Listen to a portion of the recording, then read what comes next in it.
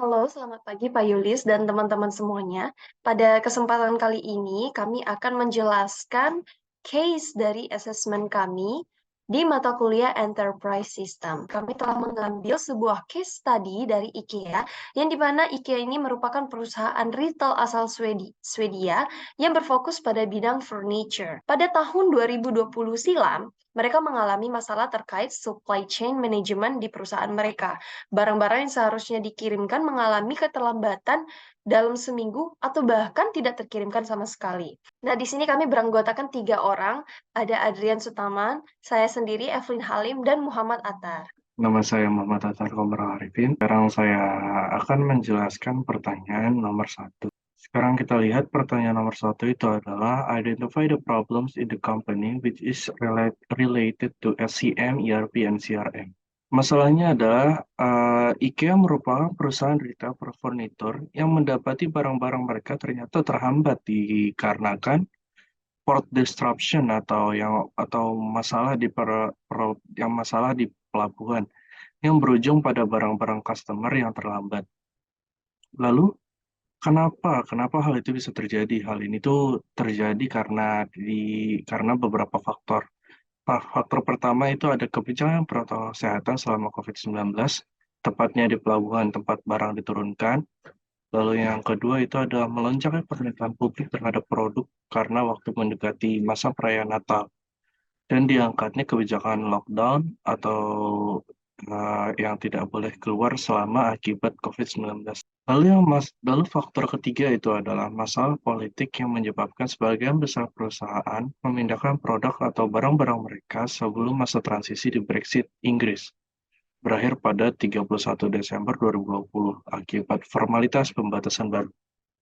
Beberapa faktor di atas menjadi alasan bagaimana hambatan produk atau barang-barang bisa terjadi. IKEA bukan satu-satunya perusahaan yang terkena dampak besar dari masalah ini. Beberapa perusahaan lain seperti Honda juga memiliki gangguan dalam proses produksi mereka dikarenakan suku cadang yang dibutuhkan dalam produksi mereka juga mengalami hambatan yang sama. Hal ini tentu mengakibatkan kerugian besar bagi sebagian besar perusahaan yang juga terlibat skenario yang sama. Nama saya Drian Sutaman dengan NIM 24400074115, dan kali ini saya akan melanjutkan penjelasan dari teman saya sebelumnya. Saya akan menjelaskan nomor 2 di sini, yaitu analyze the cause of the problem and propose the solution by using tools. Nah, di sini kita menggunakan mind map ya. Lalu di sini untuk mind map ya, kita bagi menjadi 3 di sini. Ada what is the problem, how it's happened, dan our solution.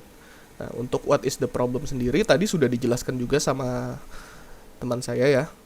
Nah, IKEA itu seperti yang teman-teman udah tahu, IKEA itu merupakan perusahaan yang menjual furniture ya. Di sini IKEA mengalami masalah dalam supply chain ya, dikarenakan beberapa faktor.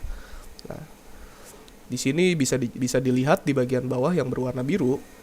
Ini merupakan faktor-faktor yang menurut kami merupakan penyebab dari bagaimana masalah SCM itu bisa terjadi di IKEA. Nah, di sini sudah dijelaskan juga tadi sebelumnya sama teman saya kalau ada kebijakan PPKM selama masa COVID-19 ya di pelabuhannya. Akhirnya mungkin prosesnya jadi terhambat dikarenakan protokol tersebut. Lalu di sini ada pelonjakan permintaan pada hari Natal akibat pencabutan lockdown juga selain hari Natal ya. Dan di sini ada masalah politik juga, masa transisi Brexit ya di Inggris. Nah, faktanya di sini perusahaan yang terkena masalah terkait port SCM ini bukan hanya IKEA saja, tapi ada perusahaan Honda juga yang mengalami masalah yang serupa. Honda mengalami masalah terkait port SCM yang akhirnya berujung mereka tidak memiliki suku cadang yang lengkap untuk melakukan proses produksinya mereka ya. Nah, itu mungkin. Lalu di sini ada solusi yang mungkin kami bisa menurut kami gitu, solusinya. Nah, di sini ada 3 juga ya, bisa kita lihat. Nah, yang pertama kalau menurut kami terbanding mereka menggunakan pembatasan yang begitu ketat, yang mungkin bisa sampai menghambat. Kalau bisa sampai menghambat artinya pembatasannya mungkin cukup ketat ya. Di sini kami mengajukan saran untuk mengurangi pembatasannya, mungkin jadi kebijakan protokol kesehatan seperti pada umumnya. Nah, di Indonesia mungkin pernah terjadi juga di mana kita keluar harus menggunakan masker, kita bertemu orang menggunakan masker, social distancing dan sebagainya. Kita tidak boleh bersalaman dengan orang, digantikan dengan postur tangan yang seperti gini. Nah, di sini itu mungkin cukup efektif ya untuk menghindari masalah tersebut, sehingga mereka masih bisa menjalani pekerjaannya di pelabuhan sana tanpa ada hambatan. Lalu di sini perusahaan itu disarankan untuk beralih ke vendor lokal ya, dikarenakan IKEA itu merupakan perusahaan yang impor ya. Di sini IKEA bisa beralih dulu ke vendor lokal. Mereka bisa membeli barang-barang dari vendor lokal sehingga kebutuhan customernya itu, permintaan customernya tetap bisa terpenuhi tanpa harus menurunkan kualitas ya. Lalu di sini yang terakhir, ya IKEA sudah seharusnya bisa mengantisipasi kejadian ini ke depannya, dikarenakan kejadian di tahun ini menjadi pelajaran untuk di tahun ke depannya. Nah, IKEA harus melakukan planning yang matang untuk menumpuk stok barang sebelum masa perayaan Natal, dikarenakan memang permintaannya di situ kan pasti sangat tinggi. Dan yang terakhir, saya akan menjelaskan pertanyaan nomor 3, choose the best solution for company's problems. Oke, di sini kami akan membagi menjadi 2 solusi. Itu ada solusi dari kami dan ada solusi yang secara teknis yang pernah ada. Oke, yang pertama saya akan menjelaskan solusi yang pernah ada sebelumnya. Ini secara teknis ada 3 tingkatan. Yang pertama institutional bearing, kemudian management policies, dan yang terakhir operational actions. Ini lebih manajemen yang lebih teknik dan biasanya digunakan oleh setiap perusahaan. Yang pertama itu adalah institutional bearings. Ini berarti menganalisis yang memiliki tanggung jawab dalam pengambilan keputusan untuk pengelolaan perusahaan. Biasanya tingkat pertama ini hanya mengelola supply chain.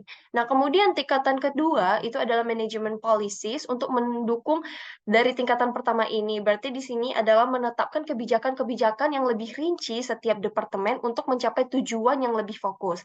Dan yang tingkatan ketiga itu adalah terakhir operational actions, di mana tingkatan ini berarti itu harus langsung dieksekusi oleh para pihak karyawan dari manajemen policies yang sudah ditetapkan sebelumnya. Berarti ada tingkatan yang secara berurutan mulai dari pengambilan keputusan, penetapan kebijakan, dan langsung aksi.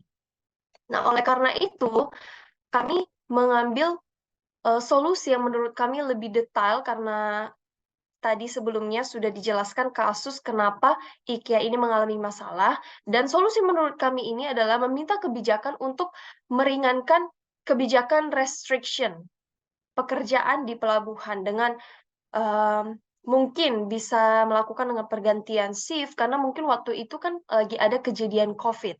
Oleh karena itu tidak mungkin semua operasional pekerjaan karyawan itu dihentikan secara serentak, karena itu yang akan menghambat proses pekerjaan dan pengiriman barang tersebut. Oleh karena itu, kita bisa menyarankan dengan pergantian shift para pekerja agar target pun bisa terpenuhi tanpa harus kekurangan sumber daya manusianya.